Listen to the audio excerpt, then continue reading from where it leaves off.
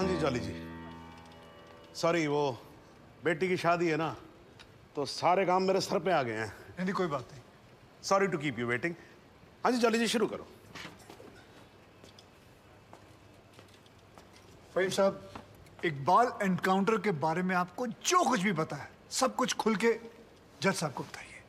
जनाब, मेरा नाम फहीम भट्ट है। मैं कश्मीर पुलिस में हेड कांस्टेबल था, क्राइम ब्रांच में। जनाब ये हाँ जी साहब, मैं हिदायत बेग थाना शालीमार श्रीनगर से आया हूँ। मेरे पास जगदीश्वर मिश्रा और जॉली और फहीम भट्ट के खिलाफ अरेस्ट वारंट है। वकील साहब पर यह इल्ज़ाम है कि उन्होंने फहीम भट्ट को हिरासत से भगाया।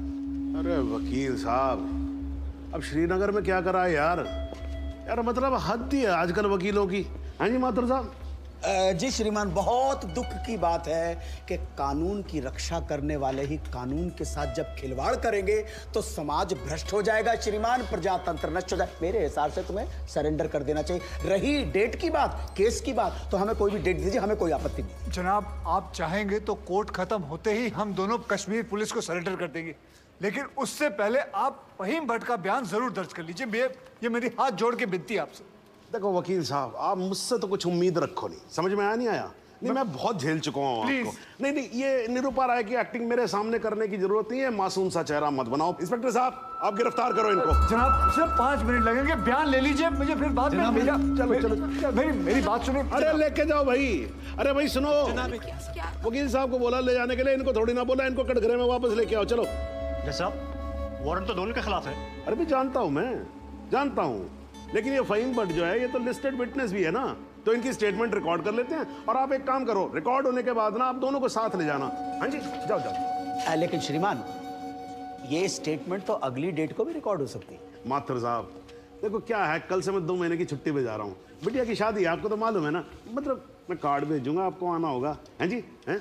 तो मैं क्या सोच रहा था कि सारे पेंडिंग केसेस खत्म करके जाऊंगा, इसीलिए 6 बजे के बाद भी देखो कोर्ट चालू है मेरी। लेकिन श्रीमान, एक आदमी जो पुलिस कस्टडी से भागा हुआ है उसकी स्टेटमेंट कैसे रिकॉर्ड हो सकती है? इस विटनेस की कोई क्रेडिबिलिटी नहीं। नहीं, क्या है माथुर साहब, 2 मिनट की बात जी। हाँ जी, रिकॉर्ड हो जाएगा स्टेटमेंट, उसके बाद हम आपके यहाँ कौन है जी। माफ कीजिएगा, ये ठीक नहीं हो रहा सर, आप गलत कर रहे हैं सर। नहीं, मैं गलत नहीं कर रहा हूँ। जज को मत बताओ आप, उसी के कोर्ट में कि वो गलत कर रहा है।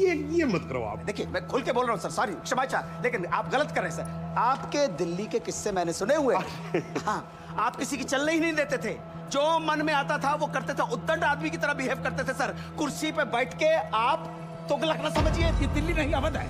क्या बोल रहे हो आप मुझे? तुगलक बोल रहे हो आप मुझे? मतलब सन की समझ के रखा हुआ है? माथुर साहब, अगर हार्ट का मरीज नहीं होता ना मैं, तो आपको बताता इस कुर्सी पे बैठ के कि असली तुगलक होता क्या है। एक मिनट सर। नहीं, आप एक बार बैठ कर देखो इस कुर्सी के ऊपर, ना बाईपास सर्जरी हो जाए, मेरा नाम बदल देना आप।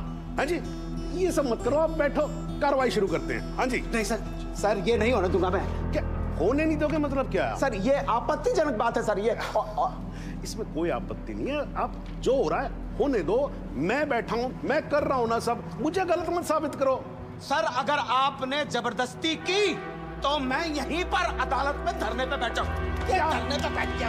अरे क्या लीजिए। अरे क्या कमाल कर रहे हो आप सच में बैठ के क्या बच्चों वाली बात कर रहे हो? खड़े हो जाओ। बिल्कुल यहीं बैठा रहूंगा। अरे मत बैठो भाई, वहां पर पोछा भी ढंग से नहीं लगाते हैं लोग कोर्ट के अंदर। प्लीज खड़े हो जाओ माथुर साहब, प्लीज खड़े हो जाओ। मैं धरने पे बैठा हूं, धरने पे बैठा रहूंगा। यहाँ मीडिया देख रहा है, आपको कोई फर्क नहीं पड़ता है क्या? अरे तो सर, मीडिया भी तो देखे ना कि बाहर के जज आकर कैसे अपने ईगो को सेटिस्फाई करने के लिए कोर्ट को अपना घर समझ लेते हैं। मैं यहीं पे बैठा हूं और बैठा रहूंगा। इनको जो लिखना है लिखो। मतलब आप नहीं उठोगे ना तो बैठे रहो, और आप ही क्यों बैठोगे भाई? मैं भी बैठूंगा आपके साथ साथ वहां पर, भाई पता लगे सबको कि वकील ससुरे क्या क्या करते हैं कोर्ट में। तू वहीं पर। हाँ जी मैडम जी, जरा हटो, आप पकड़ो कुर्सी को, पकड़ो। हाँ जी, थैंक यू जॉली। हाँ जी माथुर साहब, अब तो आप बैठो और बैठेंगे हम, और आज देख लें इसमें कितना है दम। ठीक है ना?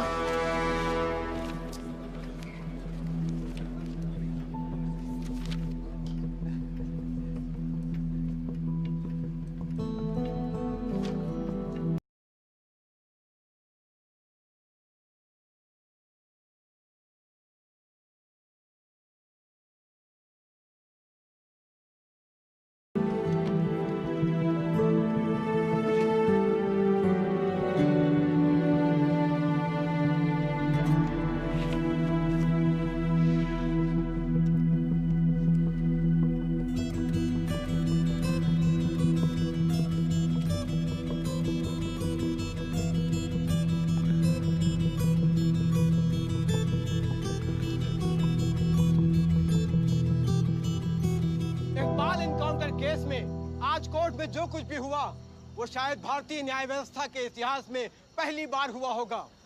एक विटनेस की हाजिरी कराए जाने को लेकर डिफेंस लॉयर प्रमोद माथुर और जज सुंदरलाल त्रिपाठी के बीच तीखी नोकझोंक हुई और वो दोनों एक दूसरे के खिलाफ कोर्ट रूम में ही धरने पर बैठ गए। और अब देखना यह है कि ये दोनों इस तरह कब तक धरने पर बैठे रहते हैं। सर, माथुर साहब का जवाब नहीं है सर। पिछले 5 घंटे से धरना देकर बैठे हुए हैं। अब कमाल की बात यह है सर, फहीम भट्ट का बयान तक रिकॉर्ड होने नहीं दिया। अब तो जज साहब को आगे की डेट देनी पड़ेगी, फिर तो जॉली वकील भी नहीं रहेगा।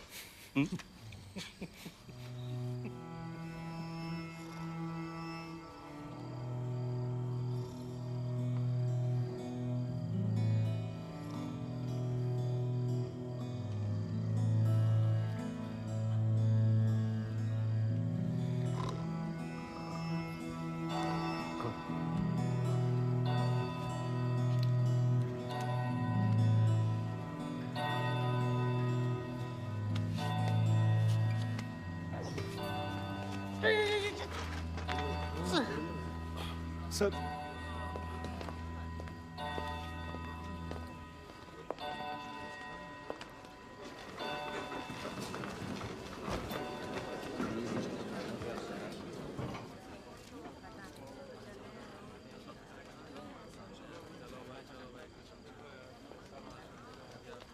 चलो वकील साहब, कश्मीर चलें।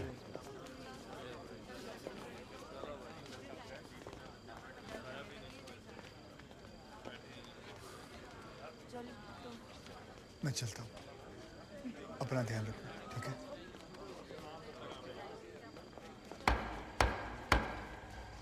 The court resumes. आप सब लोग बैठ जाइए और भाई जरा कोर्ट में शांति बना के रखिएगा। श्रीमान, इट इज मिडनाइट 12। आप हमें अगली कोई भी डेट। तो माथुर साहब, आपकी पिछली डेट क्या थी? 13 अगस्त, हैं जी? अब हो गई 14 अगस्त। तो आपकी अगली डेट है 14 अगस्त 12:05 AM। श्रीमान, आधी रात बीत चुकी है, प्रोसीडिंग में तो सवेरा हो जाएगा। आजकल तो सुप्रीम कोर्ट भी भाई 3-3, 4-4 बजे तक काम करता है। थोड़ा हम भी सीख लेंगे तो क्या फर्क पड़ जाएगा, हैं जी? Please sir. नहीं नहीं, देखिए माथुर साहब, आपको धरना देना था, आपने धरना दिया, मैंने कुछ नहीं बोला, है जी? अब आपको वॉकआउट करना है तो आप वॉकआउट कर सकते हो, लेकिन आज ही की रात फहीम भट्ट की स्टेटमेंट यहां रिकॉर्ड होगी, है जी?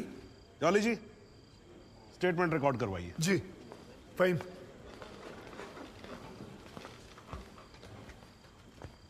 जनाब, बहुत बहुत शुक्रिया। फहीम साहब को बताओ क्या क्या हुआ था। जनाब, इस इनकाउंटर से कुछ महीने पहले हमने एक इंटेलिजेंस रिपोर्ट भेजी थी सिंह साहब की टीम को, जिसमें एक कश्मीरी मिलिटेंट इकबाल कादरी के डिटेल्स थे जो यहाँ लखनऊ में छिपा था।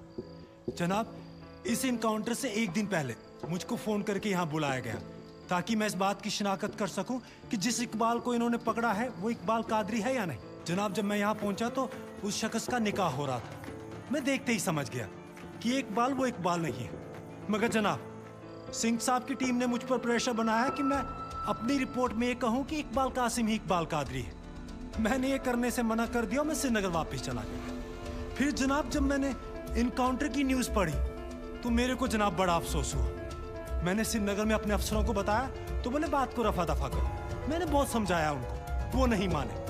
जब वो नहीं माने तो मैंने दिल्ली में सेंट्रल एजेंसी को इस इनकाउंटर की कंप्लेन कर दी। मुझ पर कंप्लेंट वापस लेने के लिए बहुत प्रेशर डाला गया। फिर मैं नहीं माना तो इन्होंने क्या किया जनाब, एक दिन मुझको गिरफ्तार कर लिया, एक झूठा मुकदमा बनाकर मुझे जेल में डाल दिया जनाब, और मेरे को जनाब महकमे से भी बाहर कर दिया जनाब मेरे को। शुक्रिया जनाब। माथुर साहब, आप कुछ कहोगे या नाराज हो अभी तक? अरे नहीं नहीं श्रीमान, आपकी नाराजगी मोल लेकर अपनी दुकान थोड़े बंद करवानी है। मगर मैं तो ये पूछना चाहता हूँ, आप तो गुस्सा नहीं है? नहीं नहीं, मैं नाराज और आज कुछ नहीं हूं। लेकिन यार अगली बार से तुगलक मत बोलना मेरे को। हाँ जी माथुर साहब, मतलब इस कोर्ट में बैठे बैठे मेरे बाल सफेद हो गए। I think I deserve some respect. क्षमा प्रार्थी हूँ श्रीमान। ठीक है, आप शुरू करो। फाइन बट आप माननीय न्यायाधीश महोदय को बताएंगे कि ये केस क्या है, इस अदालत में हम किस सच्चाई की खोज कर रहे हैं। ये कि कांस्टेबल भदौरिया और इकबाल की मौत कैसे हुई। तो आपने अभी जो राबी चिनाब झेलम जैसी लंबी कहानी सुनाई है, उससे कहीं ये साबित होता है कि इन दोनों की मौत कैसे हुई? क्योंकि मौके वारदात पे आप तो थे नहीं। जी नहीं, लेकिन ये तो पता चल। लेकिन वेकिन कुछ नहीं। अगर कोई और फिल्मी कहानी सुनानी हो तो जज साहब को सुनाई। इनको फिल्मों में बहुत इंटरेस्ट है, मुझे बिल्कुल कोई दिलचस्पी नहीं है। मुझे तो मेरे प्रश्न का सीधा साधा जवाब दे दो यार, यस और नो। जी नहीं। Very good, well done.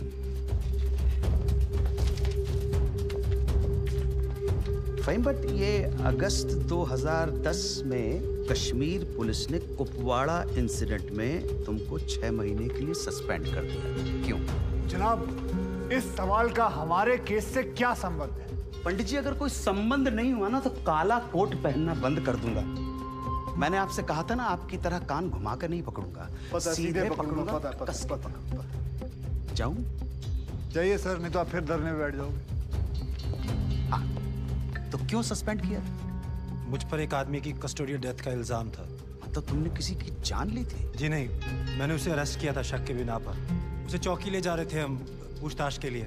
बहुत डरा हुआ था, उसने घबरा के पुलिस वैन से छलांग लगा दी। पीछे से ट्रक आ रहा था, वो मर गया।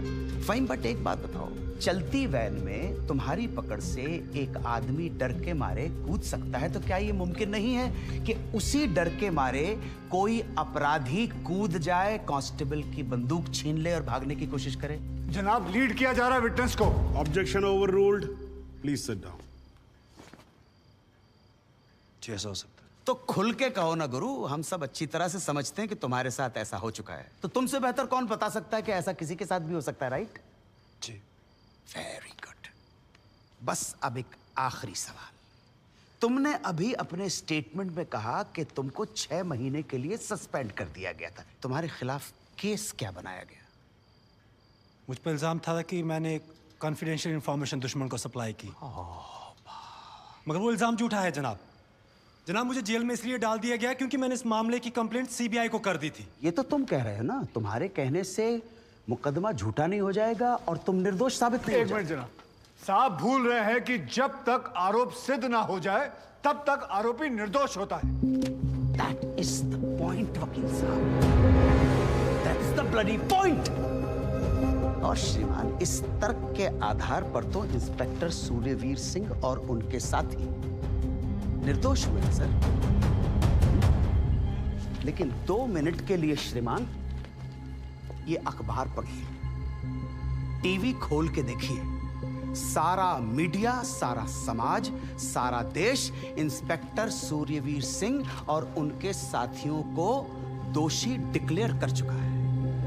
His reputation, his career, his future is finished. अजब जलवा है हुजूर आपकी अदालत का, जहां एक आदमी जिस पे देशद्रोह का इल्जाम है, वो उस आदमी पर इल्जाम लगा रहा है जिसने मातृभूमि की सुरक्षा की शपथ उठाई।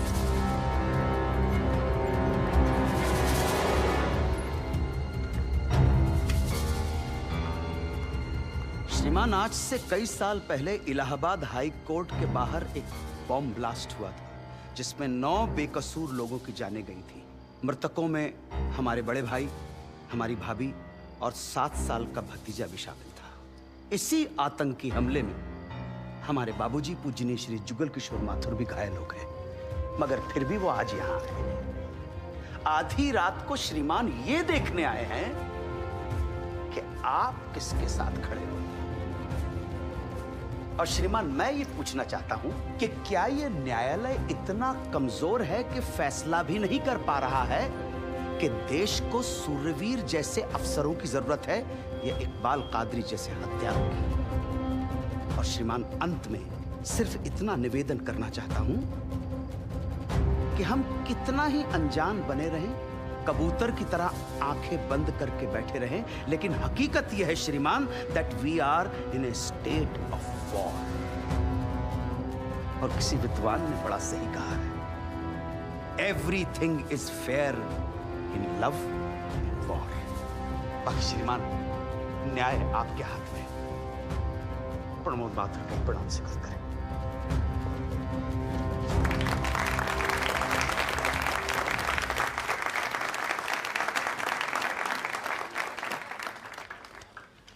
हाँ जी जॉली जी, योर टर्न। जी सबसे पहले तो मैं सिंह साहब से कुछ सवालात करना चाहूंगा। सिंह साहब, आप विटनेस बॉक्स में आइए।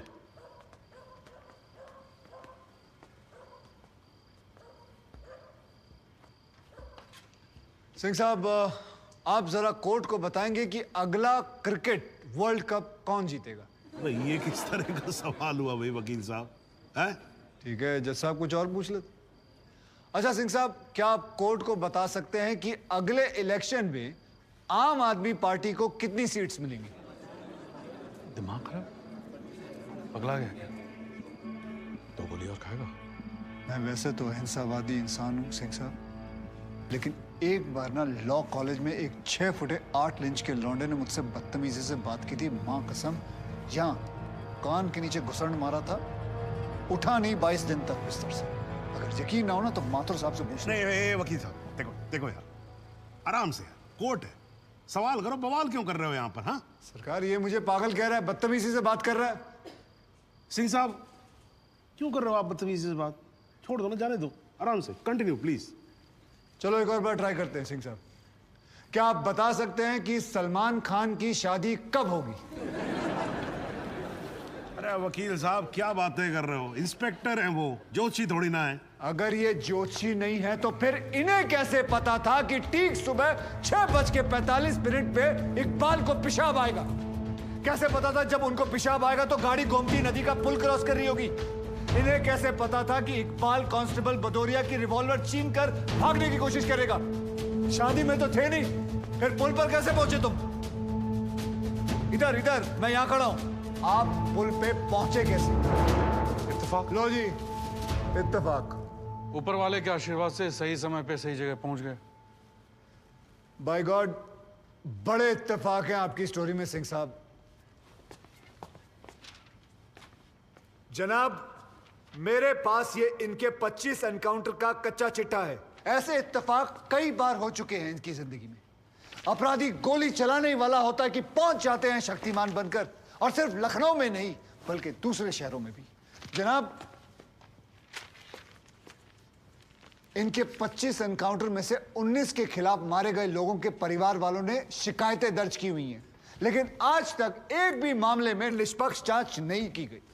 एंटी करप्शन ब्यूरो की एक रिपोर्ट के मुताबिक इनकी 28 करोड़ की संपत्ति होने का शक है, लेकिन वो भी जांच भी नहीं पूरी कर पाए, पहले ही बंद कर दिया उन्होंने। और ऐसे आदमी को बचाने के लिए हमारे माथुर साहब यहां अपने बूढ़े बाप को व्हीलचेयर पर बिठाकर कोर्ट में लाते हैं। मुझे तो इन पर और इन जैसों पर तरस आता है। नमस्कार, बहुत बहुत धन्यवाद। आपकी वकालत को मेरा प्रणाम जी।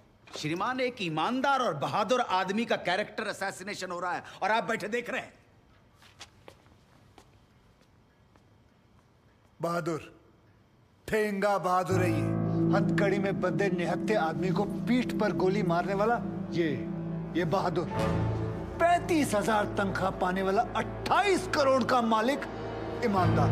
दीमक है जनाब, ये दीमक खोखला कर देगा सारे सिस्टम को और पता भी नहीं चलेगा। कुछ तो लिहाज करो मेरे माथुर साहब, कुछ तो लिहाज करो देश का।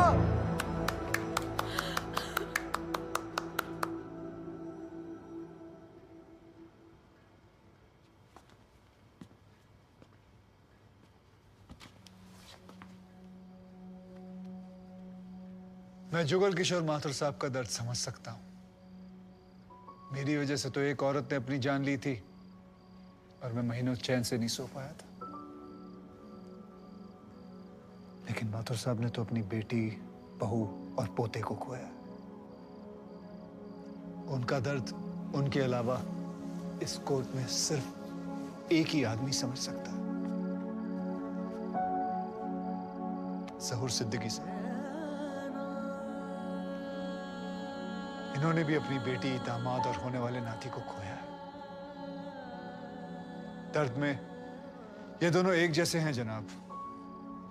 अब इन्हें जुगल किशोर सिद्दीकी कहूं या फिर इन्हें सहूर किशोर माथुर, कोई फर्क नहीं पड़ता। जनाब, गोमती नदी के पुल पर उस दिन 2 जानें गई थी। एक 12 घंटे पहले दूल्हा बने, हाथों में मेहंदी लगाए इकबाल कासिम की थी, और दूसरी 20 दिन में रिटायर होने वाले कांस्टेबल बलदेव सिंह भदौरिया की। और जनाब, ये हैं कांस्टेबल भदौरिया की पत्नी, जो अपने पति को खो चुकी है और जेल में बंद अपने बेटे की बेल करवाने के लिए कोर्ट के चक्कर काट रही है। अब इन्हें क्या कहेंगे माथुर साहब? मुस्कुराइए, आप लखनऊ में। सच सुना तो नजरें फेर ली माथुर साहब। ओ माथुर साहब, इत्तेफाक सिर्फ तुम्हारे साथ नहीं होते सिंह, ऊपर वाले की बड़ी कृपा है मुझ पर। इस दफा एक इत्तेफाक मेरे साथ भी हुआ है। बाय गॉड, मजा आएगा। पंडित जी को लाइए, लाइए जल्दी।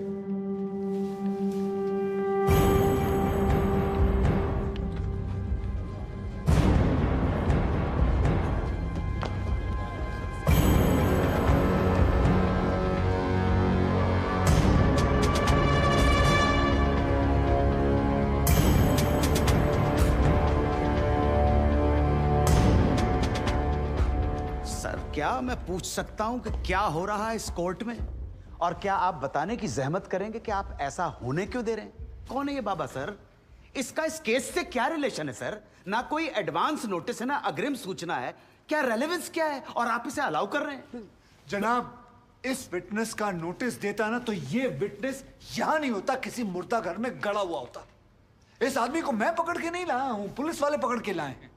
और जनाब, इस विटनेस का इस केस के साथ डायरेक्ट कनेक्शन है। इंस्पेक्टर साहब, आपने अरेस्ट किया इसको? जनाब, ये वकील साहब एकदम सही कह रहे हैं। इस पंडित का इस केस से सीधा संबंध है। अगर संबंध नहीं हुआ ना, इंस्पेक्टर साहब, नौकरी खा जाऊंगा मैं आपकी। जानते हो ना ये बात? लेकिन जनाब, मैं बिल्कुल सही कह रहा हूं। ठीक है, मैं विटनेस को अलाउ करता हूं। No sir, I object sir, I object. Mathur साहब, मेरी बात सुन। देखो क्या है यार, 3 बजने वाले हैं, बाहर जाएंगे ना बस मिलेगी ना रिक्शा मिलने वाला है। 6 बजे तक तो वैसे ही बैठना हम लोगों को, तो तब तक करवा लेते हैं विटनेस। मतलब हो सकता है कि इसमें कुछ निकली है। हैं जी? चलिए जी, विटनेस बॉक्स में आ जाइए।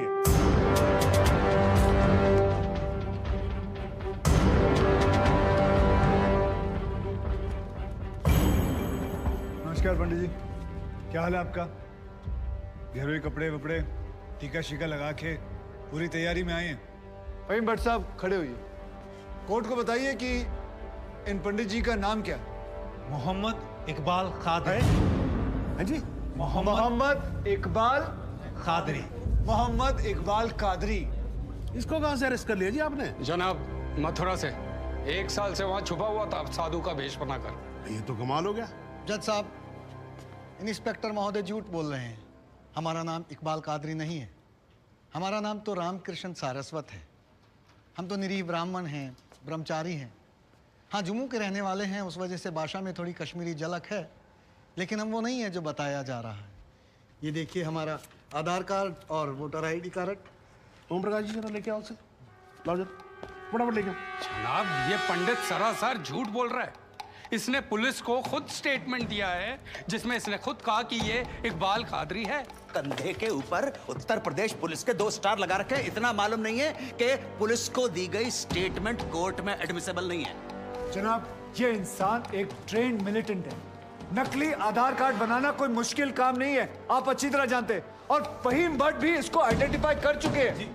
सर, ये अपनी आइडेंटिटी छुपा रहा है। श्रीमान यहाँ आइडेंटिटी छुपा नहीं रहा है, अपनी आइडेंटिटी बता रहा है। कैसे बताएगा अपनी आइडेंटिटी? हम सब कैसे बताएंगे सर? आप सुंदरलाल त्रिपाठी हैं, मैं प्रबोध माथुर हूँ, ये पंडित जी हैं कानपुर वाले, कैसे पता पड़ेगा? किसी आधार कार्ड से, राशन कार्ड से या पासपोर्ट से। सबूत आपके सामने है सर, संदेह की कोई बात ही नहीं।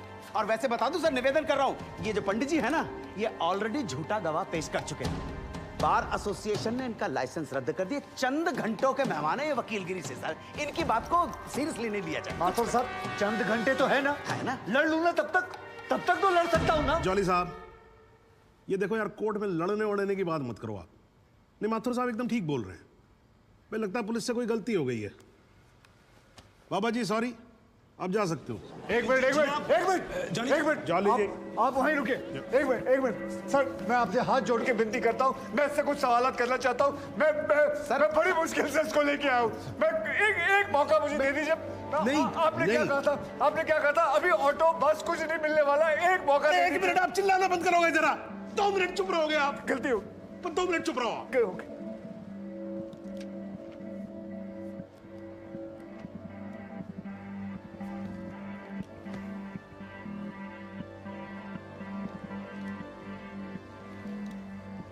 ठीक है, मैं विटनेस को अलाउ करता हूँ। अरे सर, अब क्या सर? माथुर साहब, I think court has the right to decide. Okay जी, and court has decided. Please. Thank you.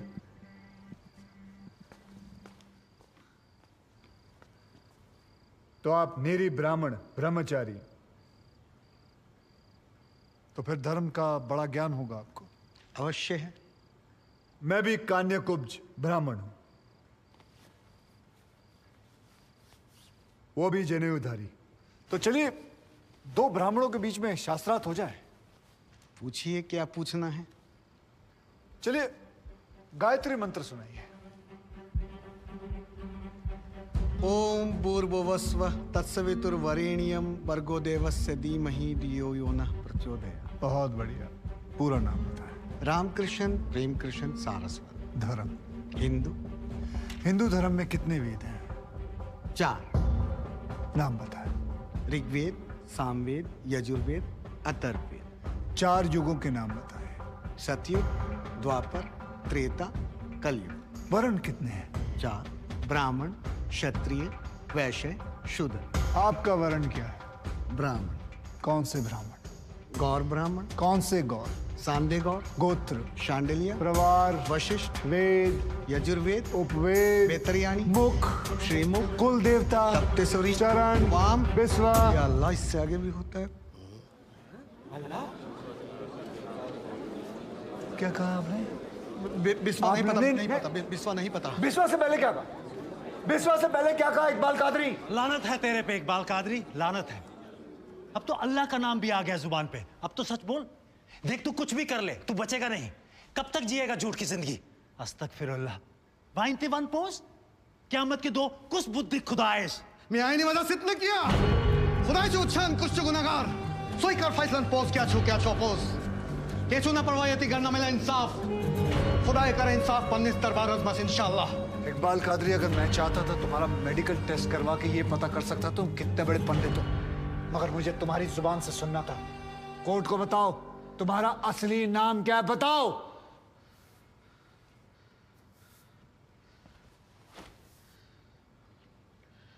जज साहब, मेरा नाम मोहम्मद इकबाल कादरी है। मुझे सिंह साहब ने अरेस्ट किया था। मैं उनकी कस्टडी में था, लेकिन उन्होंने मुझे कोर्ट में पेश नहीं किया। मैं जानता था कि वो मेरा एनकाउंटर करने वाले हैं। एक दिन मौका देखकर मैंने उनसे कहा कि अगर वो मुझे जाने देंगे तो मेरे आदमी उन्हें बहुत सारा पैसा देंगे, और उन्होंने मेरी बात मान ली। इसे लेके कहाँ जा रहे हैं? सिंह साहब ने आजाद कर दिया। जा रहा आजा। सिंह साहब को कितने पैसे दिए? 50 लाख, 25 लाख एडवांस और 25 एनकाउंटर के बाद। आई ऑब्जेक्ट श्रीमान।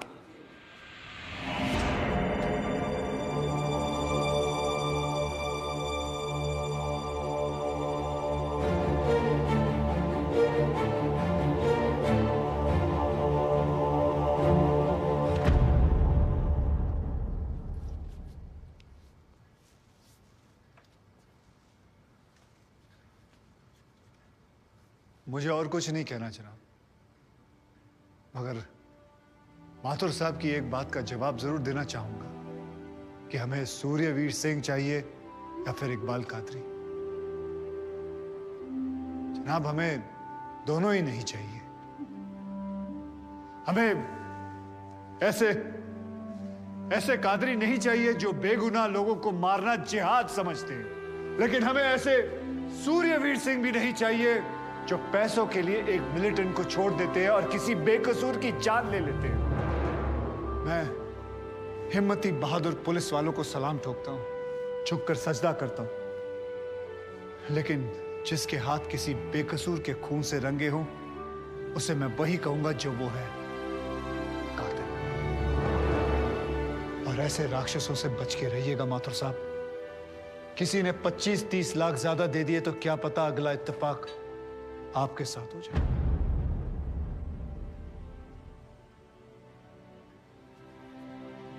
अंत में सिर्फ इतना ही कहना चाहूंगा कि इस दुनिया के सबसे बड़े जाहिल ने कहा था कि इश्क और जंग में सब कुछ जायज है, क्योंकि अगर ऐसा है तो फिर बॉर्डर पर सिपाहियों के सर काटने वाले भी जायज है और जवान लड़कियों पर एसिड फेंकने वाले आशिक भी, क्योंकि अगर ऐसा है तो फिर इकबाल कादरी भी जायज है और सूर्यवीर सिंह भी।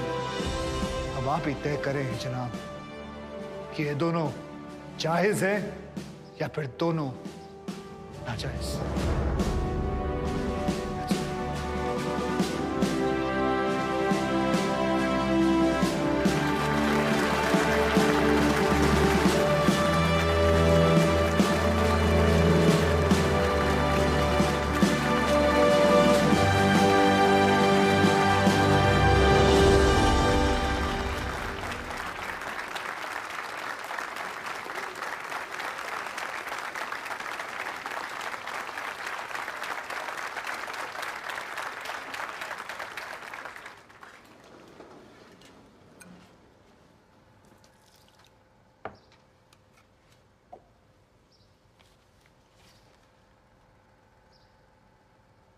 सालों में एक बार कभी कोई ऐसा केस आता है जब इस कुर्सी पे बैठने का अफसोस नहीं होता।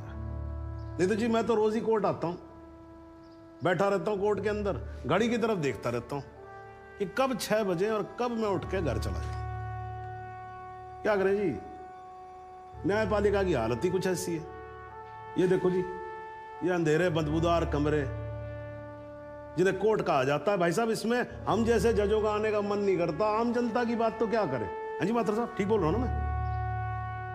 मतलब 3 करोड़ से ज्यादा केसेस पेंडिंग है इस देश के अंदर, और कुल मिलाकर जज कितने?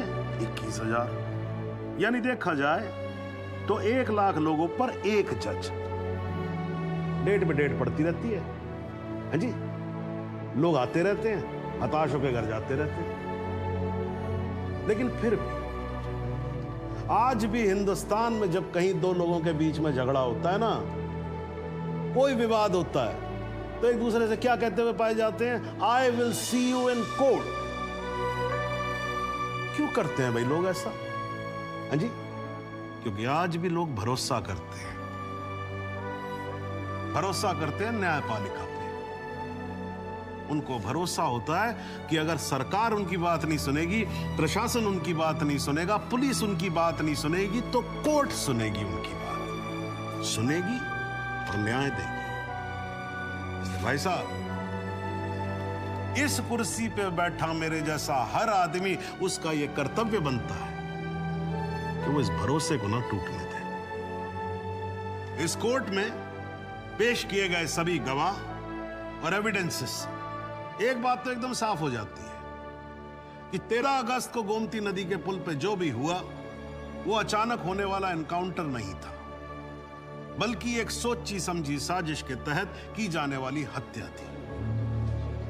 इसलिए ये कोर्ट इंस्पेक्टर सूर्यवीर सिंह और उनके सभी साथियों को आईपीसी सेक्शन 302, 201, 182 और 340 के तहत हत्या, एविडेंस मिटाने, कोर्ट को गुमराह करने और झूठे सबूत पेश करने का दोषी मानते हुए लाइफ इम्प्रिजनमेंट की सजा सुनाती है। और ये कोर्ट शहीद कांस्टेबल बलदेव सिंह भदौरिया के पुत्र राम कुमार भदौरिया को तुरंत रिहा करने का आदेश भी देती है। The court is adjourned।